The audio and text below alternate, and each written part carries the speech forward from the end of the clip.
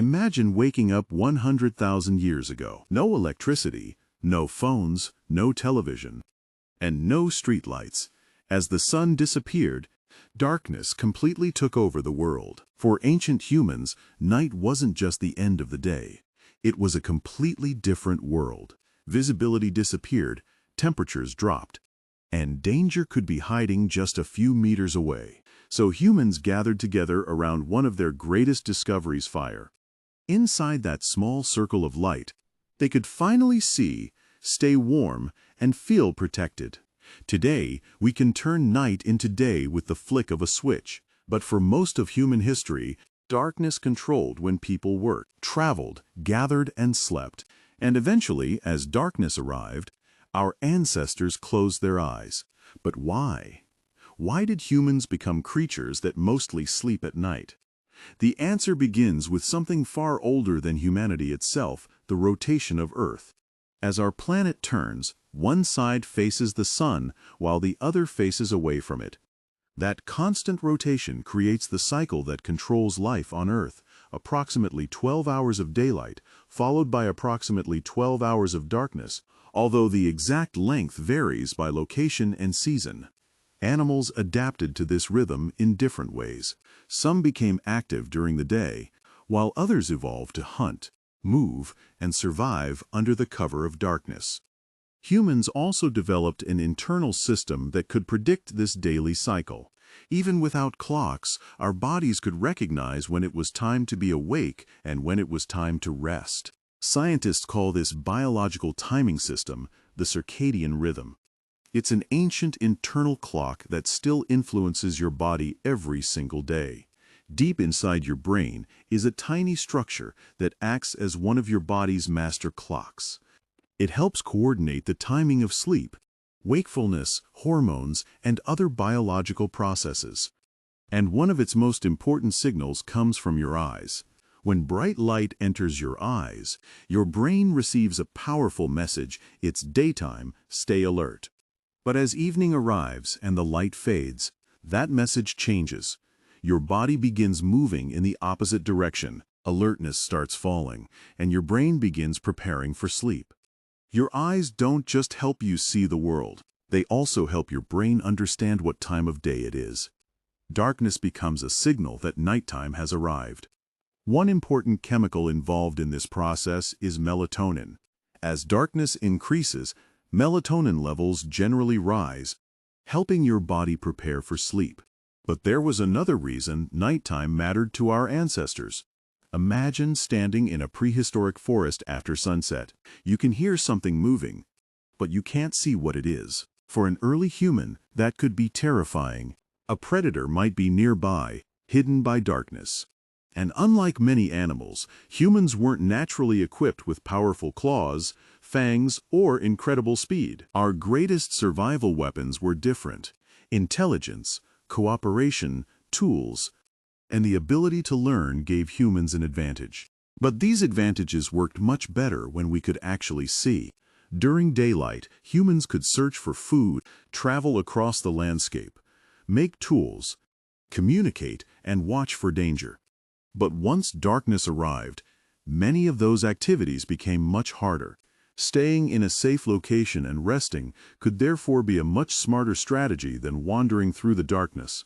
And sleep itself wasn't simply a period of doing nothing. While you sleep, your body continues performing important maintenance and recovery processes. Your brain also processes information and helps strengthen memories. In a sense, sleep gives your brain time to organize what happened during the day. Your body uses sleep as part of its recovery process too. Many physical processes involved in repair and restoration continue while you're asleep. Your immune system also remains active during sleep.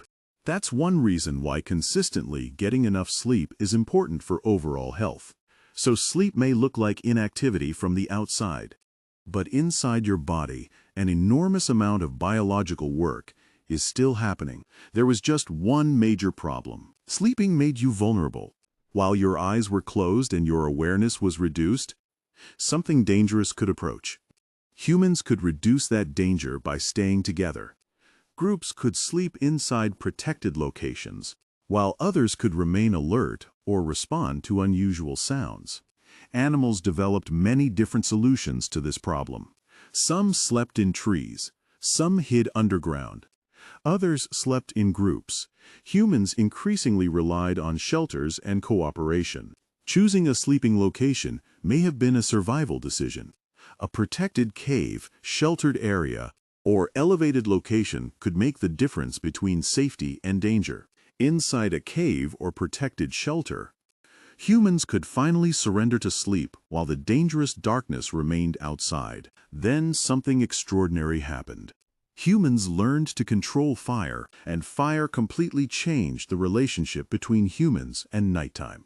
For the first time, darkness could be pushed back. A tiny flame created a circle of visibility in a world that would otherwise be almost completely black. Fire provided warmth and allowed humans to cook food, but its importance went far beyond that. People could gather around the fire, talk, tell stories, teach children, and strengthen relationships. Nighttime became a social period rather than simply a period of darkness. Humans could even continue making tools and performing simple tasks after sunset. Fire extended the useful part of the day. But once the fire went out, the ancient world became dark again.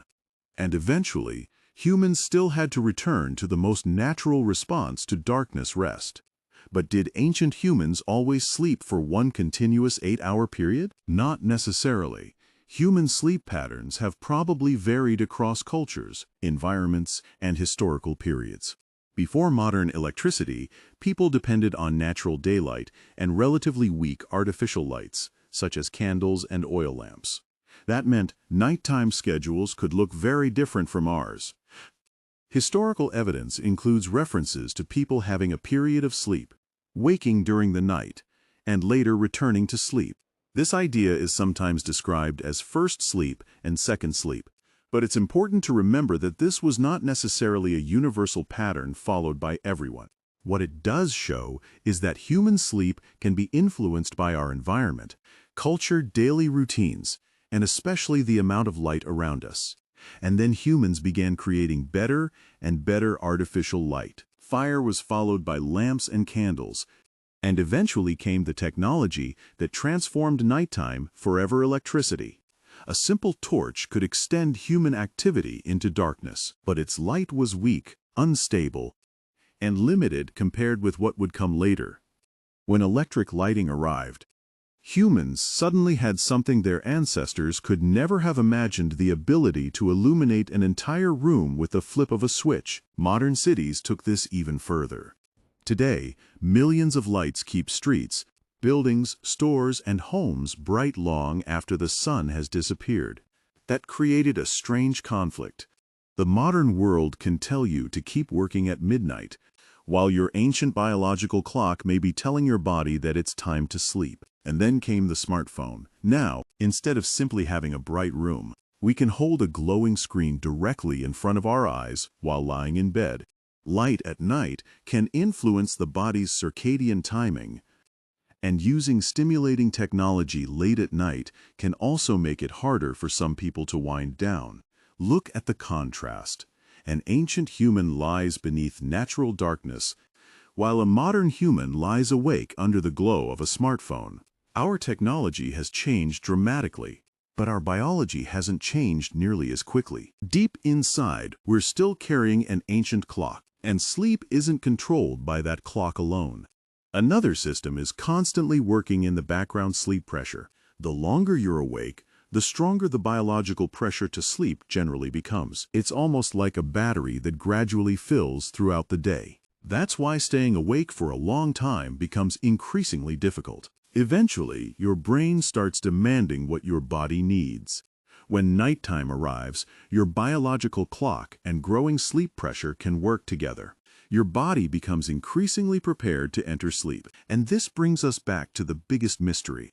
Humans have been following this basic rhythm for an incredibly long time. Our ancestors changed, civilizations changed, technology changed, but the fundamental cycle remained. Every night when you sleep, you're participating in a biological process shaped by millions of years of evolution. Your bedroom may look nothing like an ancient cave. You may have a mattress, electricity, air conditioning, and a smartphone beside you, but your sleeping brain still carries ancient biological machinery. As you sleep, the world outside continues moving. The moon crosses the sky, the earth rotates, and somewhere on the planet, morning is already beginning. Then sunlight reaches your eyes. Your brain receives the signal that a new day has arrived, and your internal clock begins shifting you toward wakefulness. So the next time you close your eyes at night, remember this: you're not simply turning off for a few hours. You're following one of the oldest rhythms in human biology. Long before smartphones, electricity, cities, and even written history, our ancestors faced the same darkness. And every night, your ancient biological clock still whispers the same message: the day is over, it's time to sleep.